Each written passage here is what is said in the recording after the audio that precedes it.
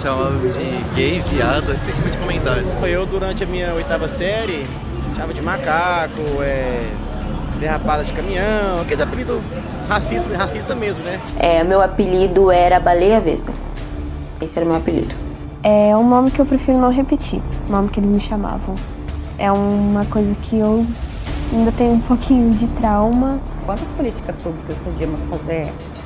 Né? Formar uma comissão numa escola, chamar, né, a própria secretaria, fazer uma semana contra o bullying, o dia D contra o bullying. Sinto que eu fico de mãos atadas, porque a gente precisa de orientação não tem. Muitas vezes você é barrado por trazer temas atuais, querer só que fique, por exemplo, no arroz e feijão, entendeu? Faz de conta que não está acontecendo, mas eles sabem que está acontecendo. Eles não querem se envolver, porque dá muito trabalho. Quando eu vi que ela não conseguia desenvolver nada, ser muito triste, chorando escondido, sofria na escola. Foi quando eu falei pro seu pai, não dá mais para ir para a escola. Bullying é uma tortura psicológica. É algo que acontece hoje, amanhã e depois. A escola, né, quando consegue perceber e falar sobre essas diferenças, quanto mais cedo a criança ela consegue se acostumar melhor. Né? E principalmente uma mediação de conflito. Um dos papéis da escola dentro dos nossos documentos é o trabalho da cidadania, né? E dentro da cidadania esse trabalho de cooperativismo, respeito, solidariedade, empatia são trabalhados dentro desse conceito.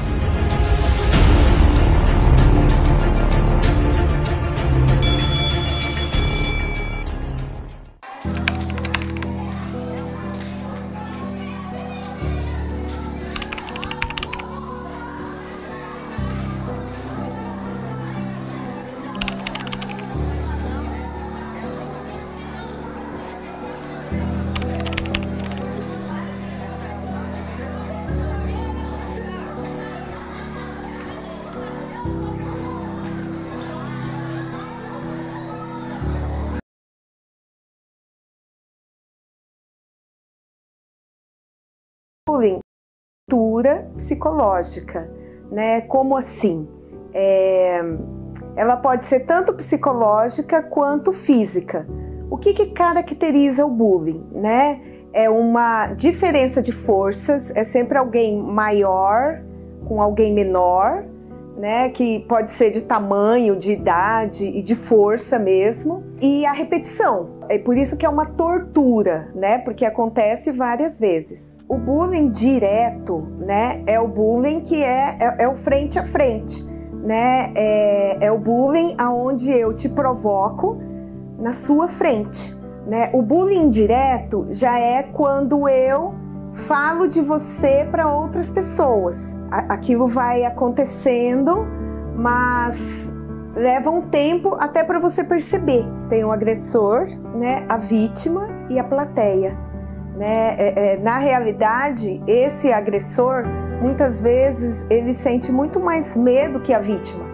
Né? Então, ele quer mostrar que ele tem essa força. Então, ele precisa da plateia. Qual que é a diferença da plateia? Na realidade, quando a pessoa pratica o bullying, né, muitas vezes não é só uma pessoa. Existe um líder que pratica esse bullying, né? E aqueles que estão junto com ele e que estão dando força, vamos lá. Então essa é a plateia que realmente ele que satisfaz.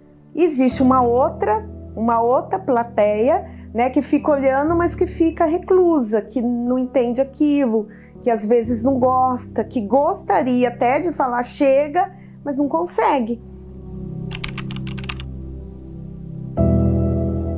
Sempre houve algum tipo de comentário, sempre me trataram diferente das outras crianças. Eu sempre fui uma criança muito inteligente, então os meus colegas sempre me trataram diferente por isso.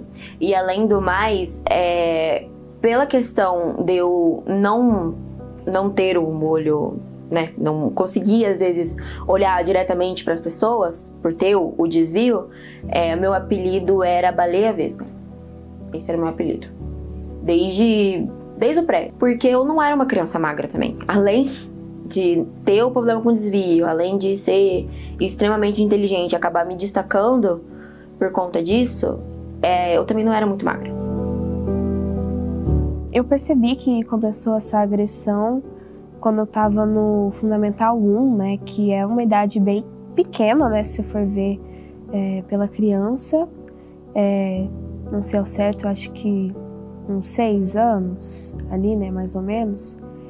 E foi um garoto específico, né, que até hoje eu lembro o nome dele. Eu acho que quem sofre bullying lembra muito bem do rosto de quem pratica, né. E ele começou com piadas maldosas, principalmente sobre a minha aparência, porque quando eu era criança eu fazia uns tratamentos com hormônio, então era um pouquinho mais cheinha. Então eles faziam um trocadilho com o meu nome e é muito desconfortável pra mim. Eu não sei se eu diria que era inveja de alguma coisa, porque eu não sei se eu tinha algo invejável, porque ali todo mundo tinha uma condição muito boa, não eram crianças abaixo da média, não tinham crianças que tinham algum tipo de dificuldade extrema na minha turma, então eu acredito que não fosse algum tipo de inveja, eu acho que era só implicância mesmo, não tinha com quem implicar, eu não era muito de conversar, não era de muitos amigos, então eu ficava mais exposta, mais vulnerável. Tanto na criança quanto no adolescente começa a aparecer o sofrimento, né? A criança ela passa a trazer certo sofrimento porque ela começa a se questionar o porquê que isso está acontecendo com ela, né? Ela começa a ficar muito envergonhada, ela começa a ter a dúvida sobre você, né? Então, assim, crianças mais novas, elas começam a trazer uma rejeição, uma dificuldade de querer ir para a escola, porque começa a perder o foco de aprendizagem. Porque a relação, né, com outras pessoas, no relacionamento ali com o outro, é muito importante para o desenvolvimento. E para a adolescência, começa a trazer um comportamento mais resistente, né? Ela começa a ficar mais isolado, ela começa a ter dificuldades e uma recusa de querer participar, estar junto. Quando acontece o bullying, a gente percebe que essa segurança ela não está existindo como deveria estar. Não está tendo uma pessoa para proteger, para segurar esse ambiente, para deixar esse ambiente mais confortável para que possa acontecer a aprendizagem entre eles. Até a escola tinha uma psicóloga. Eu cheguei a falar para ela o que estava acontecendo. Falei que aquele menino tinha começado a fazer piada comigo, tinha começado a me maltratar. E aí ela falou que era coisa da minha cabeça, chamou meus pais, falou que eu estava inventando, que eu era uma pessoa muito dramática, muito emotiva. E chamou o menino para conversar, eu lembro desse dia. Colocou eu, a diretora e o menino assim na mesa, de frente para ela.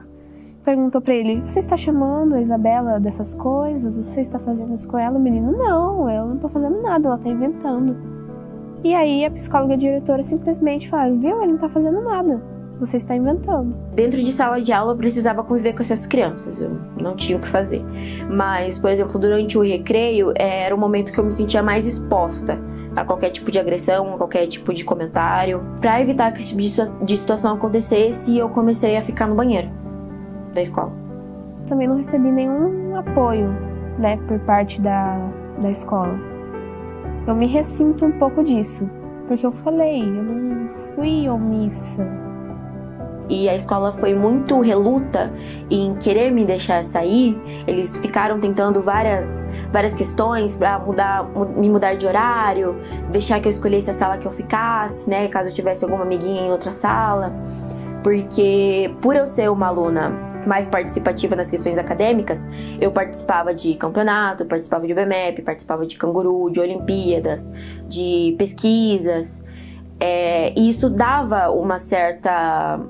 Isso ajudava a escola de alguma forma, né? Ter alunos que participavam dessas atividades acadêmicas e se destacavam. Não de chegar nas crianças, conversar com as crianças, arrumar uma forma de me fazer com que eu me sentisse mais confortável com aqueles colegas, mas sim de me mudar, me tirar daquele ambiente. Quando vem na fase adulta, às vezes assim atrapalha na escolha profissional, né? A sua relação social ali com outras pessoas. Ela não consegue expor sem ela trazer um desconforto, sem trazer um sofrimento para ela conseguir expor a opinião dela. Então passa a ser um adulto muito inseguro e com muito receio o que o outro vai pensar sobre ele.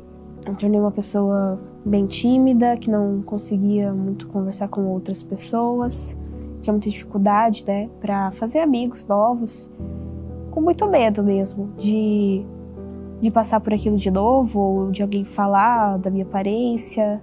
Quando eu era mais nova, eu acho que eu me sentia um pouco mais confortável em conversar, em socializar.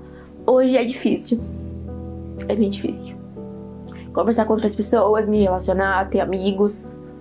Hoje é mais difícil. Eu acho que até a escolha da minha profissão tem um pouco a ver com isso.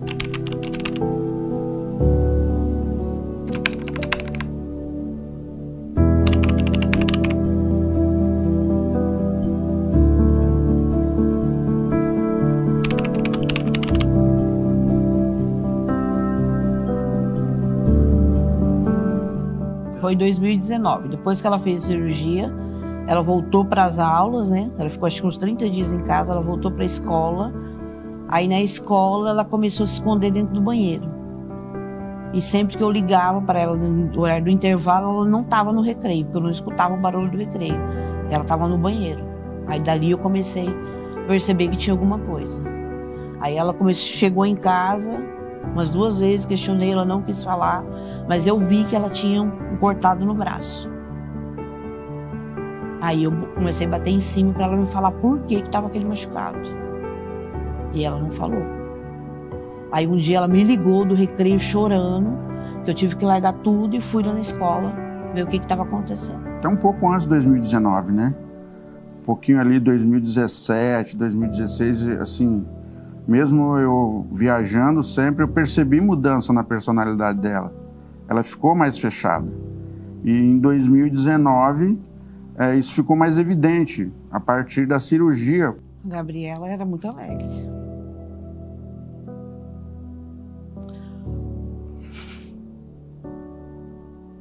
Hoje ela é mais fechada. Tem muito medo, consegue se envolver com muitas pessoas, não consegue ter amizade. É muito braba. Gabriela fazia balé, fazia judô, você lembra, né? A gente foi na escola conversar 2 vezes com a diretora, não lembro o nome dela na época. Ela ficou de conversar com as crianças, porque a Gabriela falou o nome de, parece que 2 meninas, alguma coisa assim. Ficou de conversar a primeira vez, fui, conversei, a segunda, de novo a gente foi, conversou, aí ela falou que tinha chamado os pais, mas os pais não tinham comparecido. Ela falou que tinha muitas ocorrências na escola sobre bullying, mas era muito trabalho para o conselho tutelar tomar conta, então não sabia como que ia ficar. Eu, na época, eu já conversava com a diretora, né? Eu tentei avançar com ela, conversar para ver se ela podia soltar alguma coisa pra gente, né? Mas ela também era limitada. Eu observei que ela não ia resolver nada, porque ela não tinha muito o que fazer. Não tinha documentações, não tinha anotações que pudesse nos ajudar nesse sentido, né? Eles nas escolas não fazem esse tipo de anotação. Eles não cuidam disso. Criei a Gabriela para ser uma mulher forte, né? Nossa família é assim. Quando eu vi que ela não conseguia desenvolver nada, fiquei muito triste, chorando escondido, sofria na escola. Foi quando eu falei pro seu pai, não dá mais para ir para a escola. Vamos pôr ela para estudar em casa. Ela terminou o ensino fundamental em casa, depois ela voltou para a escola, aí depois ela terminou o ensino médio em casa. Eu fiquei muito triste, porque a Gabriela não teve formatura. E não foi assim que eu criei ela. Ela tentou um tempo se encaixar no padrão, emagreceu bastante, mas mesmo assim, eu conversei com a psiquiatra já sobre essa mudança, tudo, que a psicóloga passou um relatório para ela, mas ela falou que não vai mudar o quadro da Gabriela, o atestado que ela tem de depressão, né? A psiquiatra também fala de um grau pequeno de suicídio, mas isso lá no começo, né? Não agora. Não agora mais ela com 18 anos. A Gabriela não quer perder para ninguém. Ela tem a necessidade de mostrar para a pessoa que ela é melhor. Mesmo ela sendo gordinha, usando óculos, mesmo ela quer ser melhor que a outra pessoa. Nenhum pai, né, nenhum dos pais imagina que o seu filho vai passar por certo sofrimento quando está indo para a escola, né? Porque sim, a escola também tem responsabilidade de cuidar desse ambiente. Assim, começa a se criar uma relação dos pais com a escola, né? O elo de confiança para que o seu filho consiga desenvolver, progredir na vida dele. Por vezes, os pais também não sabem lidar com certas frustrações e eles ficam muito perdidos. Então, às vezes eu me deparo com a frustração da família também se sentir impotente de não conseguir ajudar esse filho como ele gostaria. É como se a família também gostaria que extinguisse, mas no âmbito da escola não se extingue.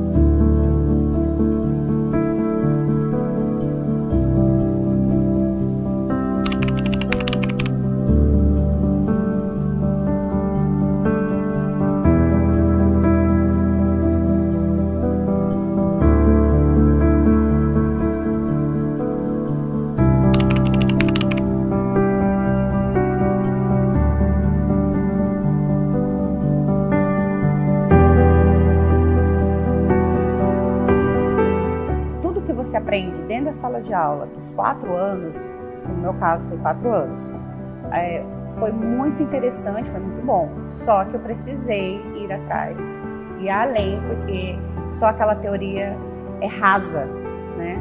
Porque o dia a dia em sala de aula é completamente diferente do que é a teoria, daquilo que você aprende em sala de aula. Então, assim, em sala de aula o professor te ensina que você tem que agir assim, você tem que usar o autor tal, a teoria do Piaget. Então, assim, o desenvolvimento. Acontece que eles esquecem de dizer que cada criança é um indivíduo único.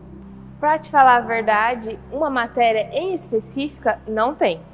Um exemplo que eu posso te citar é a matéria que eu tive, Educação Física no Ensino Médio, que veio o nosso professor, no caso, ele citou exemplos que se pode acontecer numa sala de aula, que é a questão, por exemplo, do racismo, a questão do bullying. Assim, na minha graduação eu não tive isso, né? O mais próximo que eu tive foi disciplina sobre legislação educacional, onde falava lá que tem a lei X, a lei Y que diz que tem isso, tem um regimento escolar, mas a gente nunca discutiu sobre essas coisas. Eu fui discutir sobre quando eu fui fazer uma pós-graduação. Fiz uma pós-graduação em gestão escolar e coordenação pedagógica. Na faculdade nem escutei a palavra bullying, só na pós-graduação. Se tivesse tido um apoio, um campo maior, um tempo maior de estágio, talvez a insegurança fosse menor e eu soubesse lidar com os conflitos da sala, né? Isso que eu falei, assim, a minha dificuldade de colocar em prática a teoria que eu tinha aprendido, das fases da escrita, por exemplo, né, numa alfabetização. Mas e os conflitos? Né, dificuldade mesmo interpessoal com os alunos. Isso também foi uma mais também. O máximo que eu lembro foi um comentário da gestão, porque na época tinha sido aprovada uma nova lei sobre bullying, que tem que ter, eu não lembro exatamente o dia que é, mas tem que ter, acho que em algum dia do ano, uma ideia de conscientização sobre bullying, sabe, uma coisa assim, ficou esclarecido na lei que bullying passa a ser um problema da escola. Mas foi só um tipo assim, galera, tem essa lei, a gente tem que fazer isso. E eu lembro assim de alguns cartazes pela escola que os próprios alunos fizeram e só. A gente não recebeu nenhuma diretriz direta, ó, o que fazer, como fazer, para quem reportar. A gente não recebe nada muito objetivo. Pega os desenvolvidos e uma ou duas pessoas de testemunha, porque a palavra deles contra a sua, porque você é estranho na escola, e para poder relatar na coordenação. Aí às vezes eles vão anotar, às vezes não vão anotar, vão deixar passar, porque o aluno já tem um histórico manchado. Aí em muitos casos, se tem muito histórico manchado, eles acabam tendo a transferência. A gente sabe que a escola, por exemplo, ela adota uma gama de projetos para ser trabalhado durante o ano. E sim, essa questão de conflitos tem para ser trabalhado durante o ano na sala de aula, mas aí é como projeto, não entra como componente curricular obrigatório. Eu tenho inúmeros conteúdos para aplicar, você precisa saber o básico. E aí esses projetos são um além.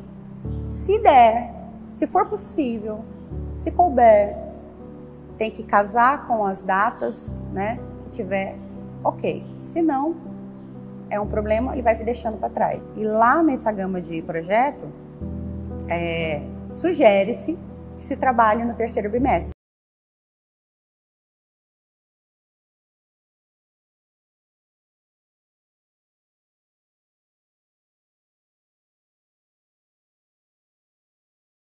Toda uma situação. Eu não posso dizer que eu quero trabalhar esse projeto, de maneira preventiva. E por que eu quero trabalhar de maneira preventiva?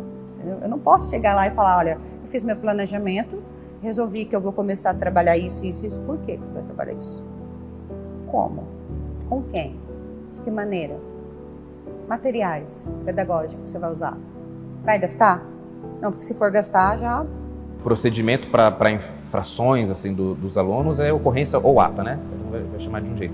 Mas para qualquer uma. A pessoa matou aula, é o mesmo procedimento.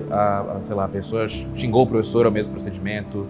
A pessoa chegou atrasada 1 bilhão de vezes, é o mesmo procedimento. A pessoa fez bullying, é o mesmo procedimento. O professor vai lá na coordenação, ele fica na coordenação, é por turma, geralmente é por turma.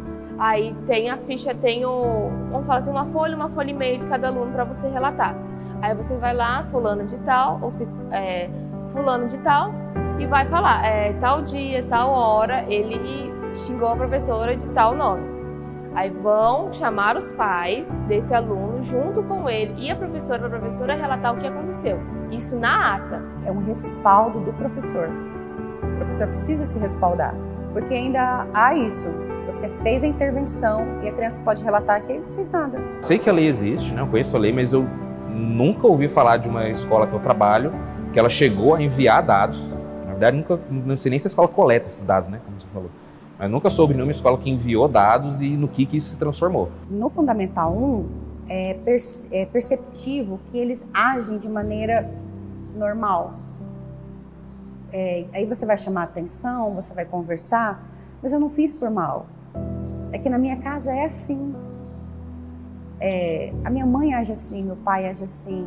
É normal, eu não vejo. E quando você chama a família, em 5 minutos de conversa você já sabe da onde que vem aquele comportamento. Não sento do lado do fulano, que fulano é pobre, eu já ouvi isso. Não sento no lugar do fulaninho ali porque é preto, porque é da religião X e a minha é tal. Minha mãe falou que eu não converso com quem não é da mesma religião. Já falaram da aparência da menina, que ela era gorda demais, de como que ela vai arranjar um namorado, quem que vai olhar pra ela. Não sento do lado da fulana. Fulana é gorda. Mas nunca na cara da pessoa, sempre escondidos. Então você já vê desde já ali no terceiro ano fundamental, eles estão entre uma idade ali de 8, 9, 10 anos. Você vê nitidamente isso. Eles já sabem padrão. E a gente tem uma limitação do que a gente consegue lidar. A gente consegue lidar até certo ponto. Chega um ponto que é responsabilidade da família. Isso também está nas legislações, está na LDB, que a educação é dever do Estado, da família e da comunidade, da sociedade, na verdade, né? E a gente consegue combater o bullying até um certo ponto. Chega um ponto que a família tem que fazer a parte, né? De conscientizar o filho. Eu me sinto angustiada com a situação. Eu me sinto meio que incapaz. Me sinto culpada às vezes, né? Eu tive um diálogo recente com uma professora que ela está recente na rede. E nós fomos numa formação continuada e ela falou assim, nossa, mas isso me incomoda demais. Eu tô tão angustiada, tô tão aflita. E eu estava do lado dela e falei, calma, isso vai passar. Infelizmente isso passa. E quando eu entrei na rede também eu me sentia muito angustiada. Mas não é que a gente acaba levando no automático. Mas parece que a gente já consegue ver que o peso do mundo não está sobre as nossas costas. Eu já tirei da minha cabeça, assim, que esse é um problema que, de forma sistêmica, eu não vou conseguir resolver.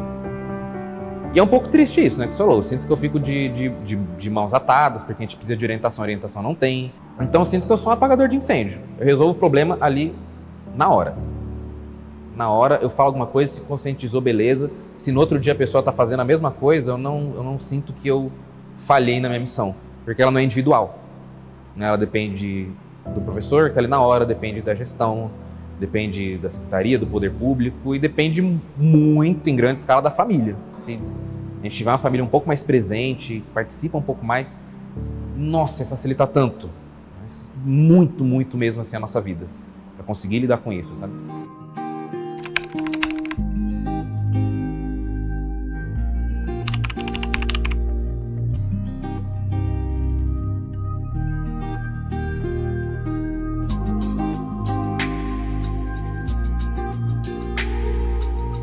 Neste ano, eu tinha que desenvolver um plano de ação na escola de acordo com as fragilidades que a escola apresentava, e essas fragilidades deviam ser trazidas pelos professores.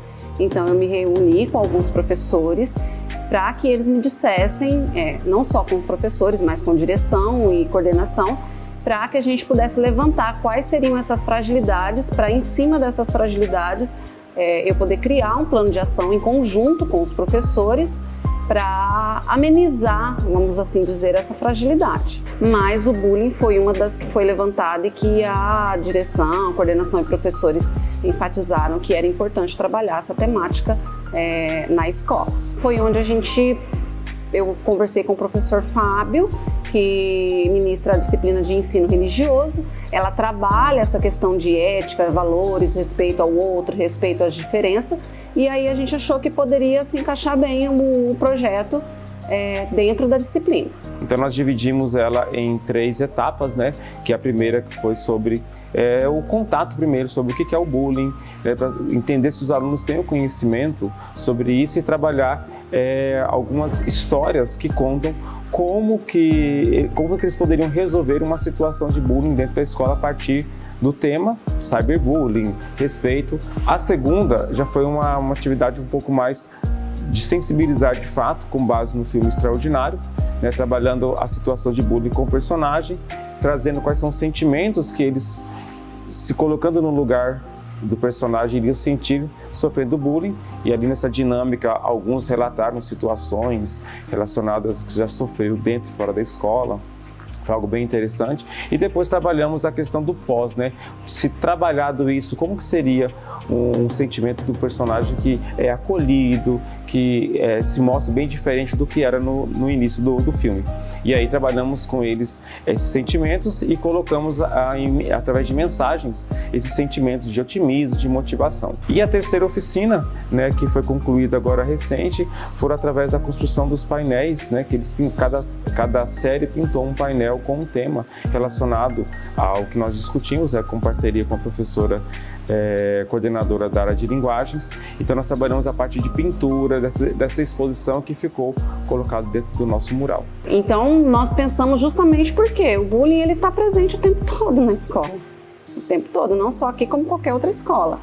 E aí a gente sempre está, né, a coordenação sempre, os alunos vêm, reclamam, ou às vezes reclamam para um professor, né? Além de ser muito participativo, eles se sentiram muito à vontade em estar falando sobre o tema, né? E muitas vezes até expondo o verbal e alguns através de textos que eles escreveram, pequenos textos que eles escreveram falando sobre esses sentimentos. Então assim, foi muito participativo.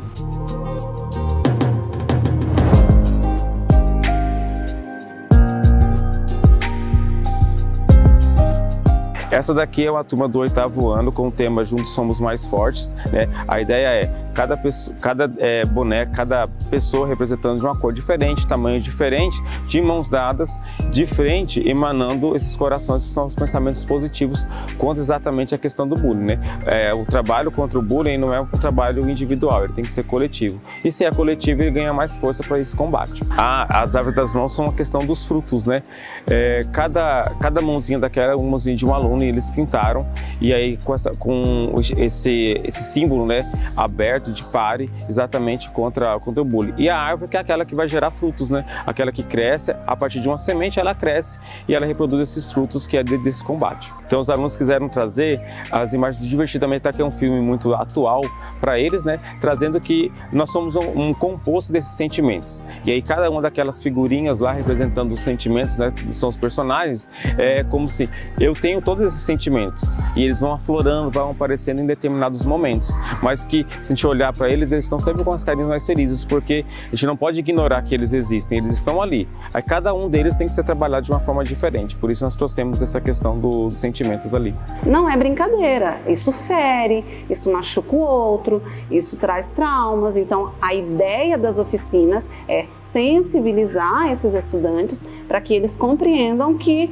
isso afeta a vida dos colegas, né? Então, acho que a escola é um ambiente propício para esse trabalho, até porque eles estão no período de formação, né? Estamos aqui com o 6º, 7º, 8º ano, estão no momento de transição, de formação, e que se essa reflexão e essas mudanças acontecem a partir deles, com certeza, no futuro, como adolescentes, né, que alguns já são adolescentes, jovens e adultos, são pessoas mudadas, são transformadas. E que aquilo que nós estamos trabalhando aqui com eles, reflete depois na sociedade, seja na igreja, seja na família, na própria construção da família que eles têm, adultos mais conscientes, isso às vezes passa para os filhos deles. Porque talvez esse assunto de bullying não é tão discutido, foi tão discutido no passado, talvez na minha época dos pais. Então talvez agora, com essa possibilidade de mostrar que não é só uma prática de zoação, mas que é um crime, a partir deste ano, né, já de 2 anos de reclusão, etc. Então isso torna-se adultos diferentes. Então a escola eu acho que é um campo propício para essa semeadura.